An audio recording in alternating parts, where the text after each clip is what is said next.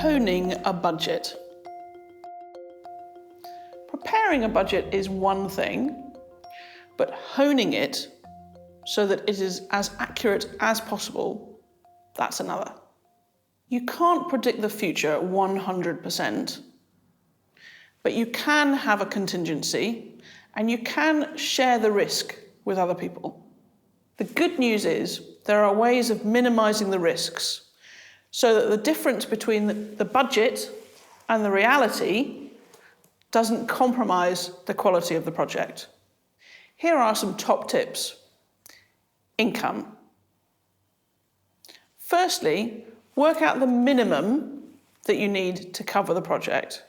Agree with your colleagues whether all of this money is coming from your organisation or whether some of it is coming from your partners. If so, how much? Compare the mix of grant funding and other income sources to similar projects of this type that your organisation or partners have done before. Work out when the income will come to your organisation. Will it happen during the project, or can you raise some of it before you start?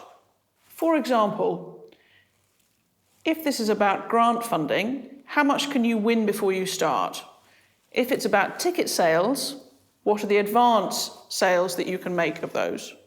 If several parties are responsible for different bits of the income, please agree it in advance as to who's responsible for which bits, and of course the amount of each.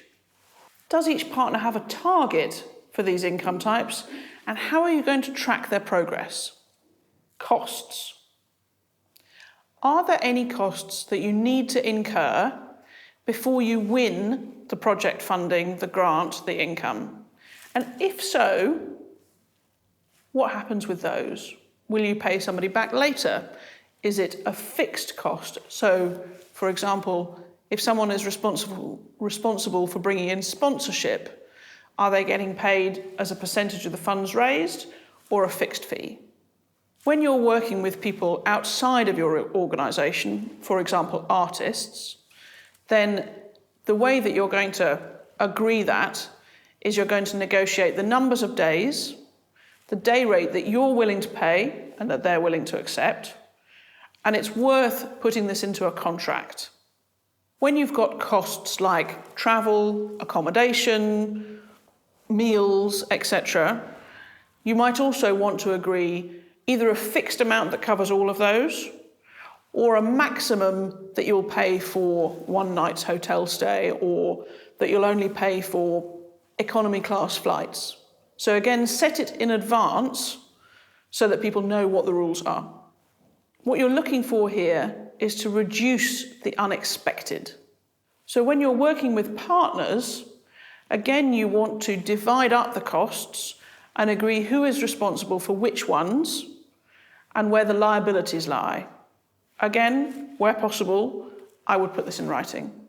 When you're contracting externally, for example, for lighting equipment, the best practice is to go and obtain 3 quotes and either pick the one with the lowest price or pick the one with the lowest price for the quality that you're looking for.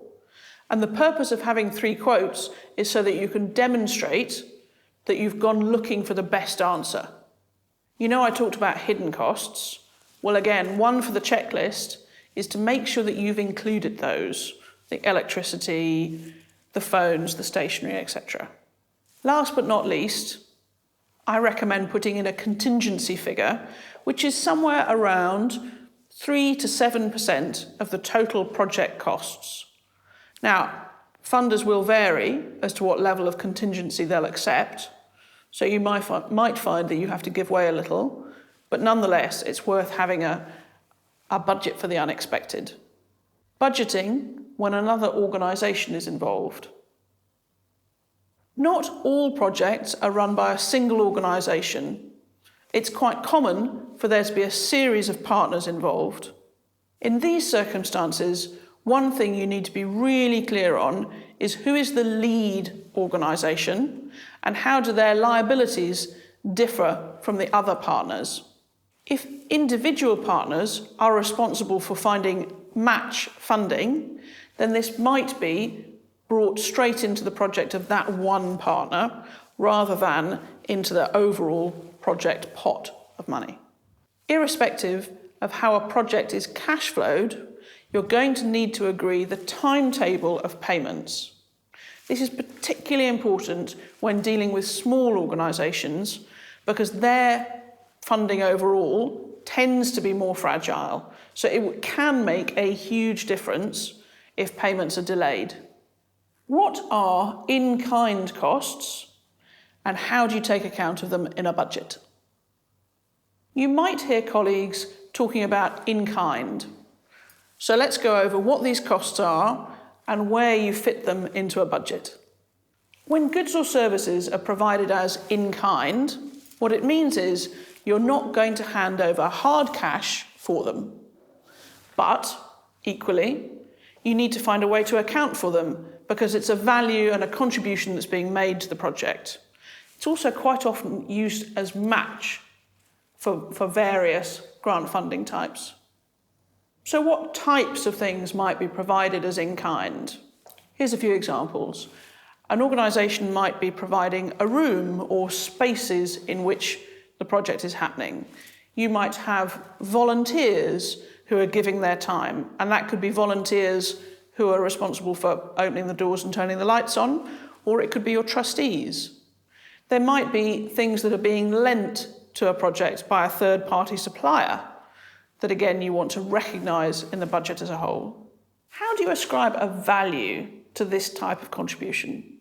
In some cases, a funder will have a rate card, and that'll describe the skill level and the value that they ascribe to it.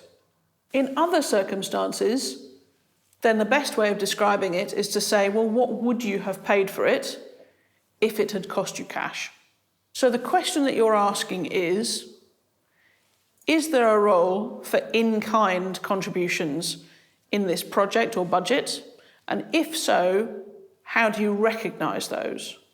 So now you can estimate with greater accuracy, work out how much contingency you might need, allocate a budget across different partners in the same project, work out whether in-kind is appropriate, and demonstrate that you've sourced the best cost for the deliverable.